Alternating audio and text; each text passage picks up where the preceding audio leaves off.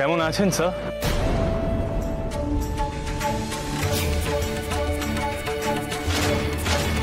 তুমি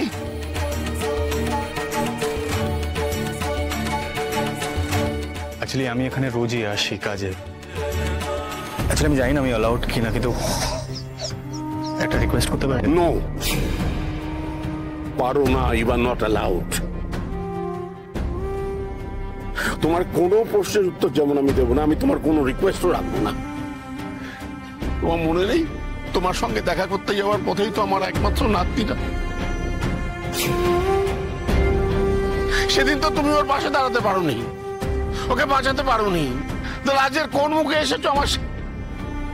বেরিয়ে যাও আমার চোখের সামনে, যাও।